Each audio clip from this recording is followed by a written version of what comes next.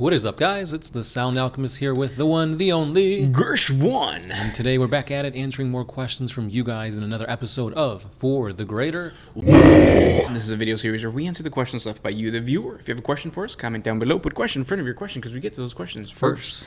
And we also have super thanks. If you guys want to support the channel, if you enjoy listening to us while you go to work, while you paint, while you do anything 40K related or not 40K related, consider supporting us with a super thanks. You could ask us whatever you want, and we will answer it guaranteed in the next episode. And that question comes from Chance Lathrop. If you suddenly gain control of the whole of the Imperium, what would you do to make humanity prosper? In other words, what can we do now to make humanity prosper? So that's a very interesting thing, because first of all, this is a universe where everything's supposed to be grim, dark, hopeless. There is only war. So in order for humanity to prosper, we could infer from the past.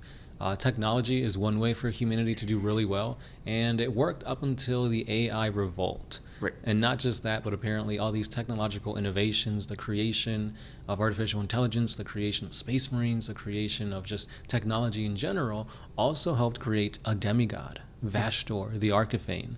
So it's like no matter what you think is good, there's always some huge negative attached to it. Yeah.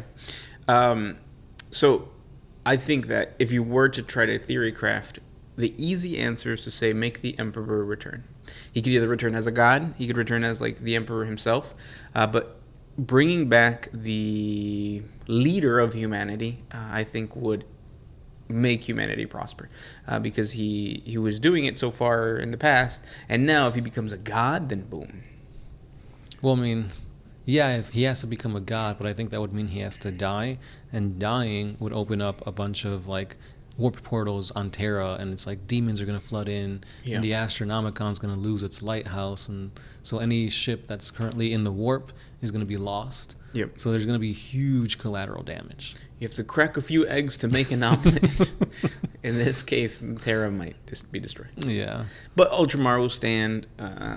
What's the other one? Bao. Yeah. Yeah, things like that. I mean, they do have Space Marines, and they've got Astra Militarum to help out, but is it enough? Yeah, and then another thing too is like STCs, right? Like if they can find a fully formed STCs, humanity can break through that whole like technological redundancy and technological ignorance, and then boom, a new golden age of technology could make humanity prosper. Yeah, like you were saying. But I mean, it comes with negatives, and yeah, true. Everything does. Good question. The next one, the Templar 33. And what, in your opinion, is the best 40K game, and why is it Dawn of War, Dark Crusade? I like Dawn of War. With Dark Crusade is the third one or the second one? I think that's the second one. Oh, I think the one that included the Necrons, which it might be that one. I think it might be that one. Yeah. The original Dawn of War series was really fun, really cool. We played it a little bit, and it was pretty awesome. Yeah. Space Marine was also another game that a lot of people seem to enjoy. We've got Space Marine 2 coming along, so I heard that was more of like first person like button smasher type of thing. Yeah, it really was. It wasn't too difficult. You could literally just push square and like go through a whole squad of like orcs. Yeah. I think they were probably trying to do like a Guilty Gear. No, what was the one? Gears of War. Gears of War, yes. Yeah. It was very similar to Gears of War. Yeah. But with like a 40K skin. I really want them to come back with Dawn of War, but like how they used to, like in the old days. Yeah. No somersaulting Terminator armored captain. Yeah. Or because it became more skirmishy, right? Yeah, they like the squad size was put down lower. The amount of models you could have on the board at once was a lot lower. So I think one of my biggest fears has been like Magic the Gathering's doing this, Yu-Gi-Oh's doing this. Like there's a lot of tabletop games that are also doing it, but turning 40K into a straight up copy of like the tabletop on a video game.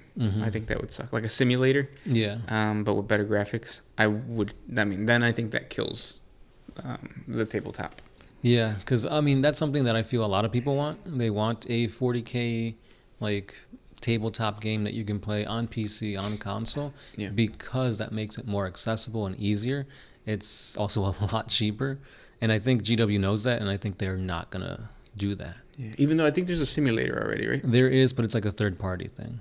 And then like, now I'm curious. I just said I don't want this to happen, but now I'm like, ooh, I want to play. Because I think I've been itching to play, but then I don't want to relearn the rules. We haven't played in 2 years. True, because, I mean, think of what you need to start playing 40K.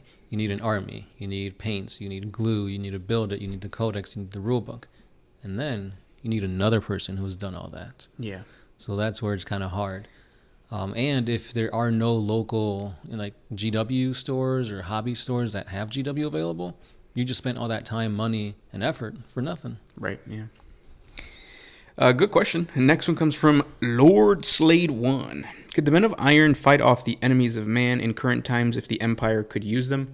I think so, yeah. Because it's almost like the Necrons. It's almost as like humanity allied with the Necrons. Just robots. Armies of robots. And hopefully, I'm assuming this because we don't know too much about the Men of Iron, but I would assume that the Men of Iron have algorithms or artificial intelligence where they can fight properly, and it's not just a battle of attrition.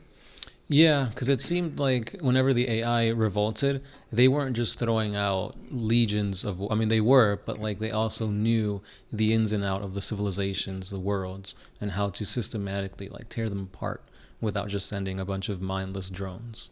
Yeah, like so imagine taking the strategy of Gilliman and putting it in a robot. Yeah. And then you got to remember that there's also these huge terraforming machines that literally could just level cities. Yeah. Yeah. So it's like these, when the AI revolted, it was like humanity's downfall. Legends say that Megatron is Men of Iron. Yeah. And legends say that one small little toaster stood against the Men of Iron. Yep. And that's who the Omnissiah is. The brave little toaster. Yep. And his sidekick, that blanket. Yeah. That I never understood. It was a warming blanket. That's why I had that little like hard plastic piece. And that whole thing is like the Omnissiah and Skitarii, and because that's all it is, right? Mm-hmm. Electronics that are brought to life. Yeah. Personification of that. Oil is used a lot. Mm-hmm. Canticles of the Omnissiah. Next question.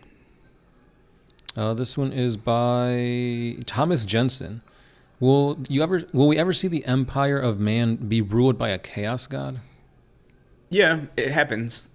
So like usually when there's an incursion or when there's a revolt, a chaos space marine, a chaos sorcerer, some type of chaos some type of chaos entity takes control and rules over a sector of space that used to be the Imperium.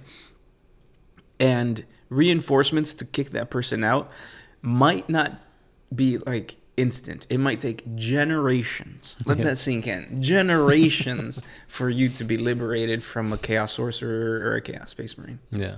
So that is pretty crazy because you might think, oh, they have faster than light travel. They could go into the warp and come out anywhere in the galaxy. I'll be saved in a matter of minutes.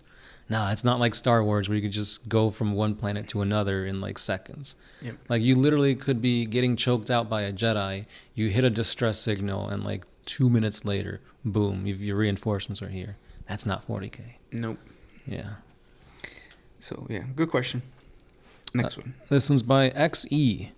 Who do you think would play a good Horus in a live-action movie?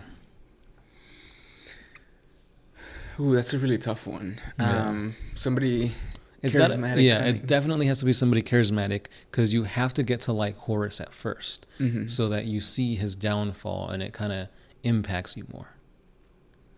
What's the dude from Mad Max? Something Hardy? Tom Hardy. Yeah, Tom Hardy would be a good one. You think he'd look good bald? Yeah. He was bald in Mad Max. He had hair. No, I think he was bald. No, he had hair. Oh. I think he's naturally like likable. Like you look at his face, he looks stern and stuff, but he's likable. And then if he does bad things, I think it would be like, oh, fuck that guy. I don't know, because like I saw Venom and I don't like him in Venom. Yeah, but in Venom he played like a dopey, like... Yeah. insecure person. In this one, he would play more like his character in Inception, where he wasn't like cocky, but like he knew he was that dude. Yeah. What about you? I was gonna say Mark Strong. Who's that? He's been in a lot of stuff. He was in that one movie, The Kingsman. He was the bald guy. Oh yeah. He's been in a lot of stuff. That would be a really good one. He's kind of skinny though. He is. He does have to bulk up for the role. Yeah. But I think we all know who it has to be. The Rock. And then his best friend, which obviously Horace's best friend, was the angel Sanguinius. That has to be Kevin Hart. Kevin Hart, yeah. No, now that I look at it, Mark Strong would be a really good Horus. I think that's a better Horus. He'd either be a good Horus or a good Lorgar. Yeah, I could see Lorgar too. Because looking at his face, you kind of feel like that dude's up to something. He's scheming. And then put like a bunch of like henna tattoos all over his face. Mm-hmm. Yeah, he's definitely scheming. This is fun. We should do a whole video on this. Yeah. Because normally when people ask us this, like we just go straight to Gilbert Gottfried. Rest in peace. Yeah. Affleck. Or Danny DeVito. Yeah. Danny DeVito is the Emperor, I think. Mm-hmm. He has to be. Yeah. And Bridget B as Sanguinius. Saint Celestine. Saint Celestine. Yeah. Henry Cavill? Nah, he's got to be Ferrus Manus. Ferrus Manus. Yeah, I don't know. Henry Cavill's. I don't know. I was gonna say Ferrus Manus because he's already beheaded and he's not even in the. Oh, there you go. Yeah, the guy everybody wants to be in 40K and he's only in it for a short while. You know, who'd be a really good Ferrus Manus? Who? Vin Diesel. Oh, Vin Diesel? What? How? Why? He's always working on cars. We had to reshoot that. Damn it. But yeah. I thought you were gonna say something about family. No. Well, kind of the same thing, right? Like Fulgrim and so Vin Diesel and what's his name? Dude who died. Gilbert Gottfried? No. From Fast and the Furious. Oh, what's his name? That guy. Mm-hmm. He would be Fulgrim because he's good looking, right? He's he's dead, but that would have been perfect. Yeah. Vin Diesel as Ferrus Manus, and then is it Mark? Justin? I could picture his face and everything. Yeah, but he would have been a really good Fulgrim. I don't know if he would look good in long hair, but white long hair. Yeah, you know who looks good in long hair? Brad Pitt. I can see that. Maybe a little bit. Yeah, this is fun. That is fun.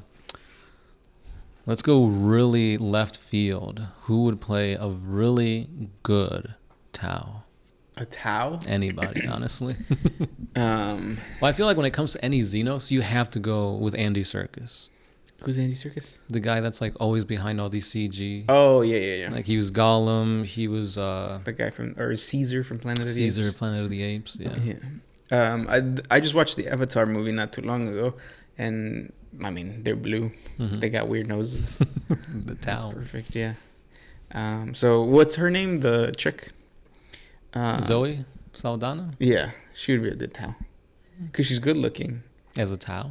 Yeah, she just remove her nose. Who has like a really symmetrical face that's a woman? Or a man? What's her name? The Stone? Emma Stone? Emma Stone would be a good Tau. I don't think she's really good looking, but I think she's... I'm trying to picture that. Because whenever I think Emma Stone, I either think Easy A or I think Spider-Man. Yeah.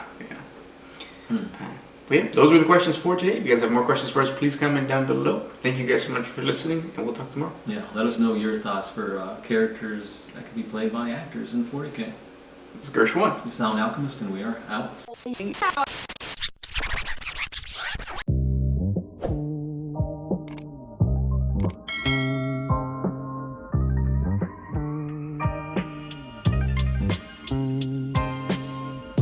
Always used to put my freedom first in any situation.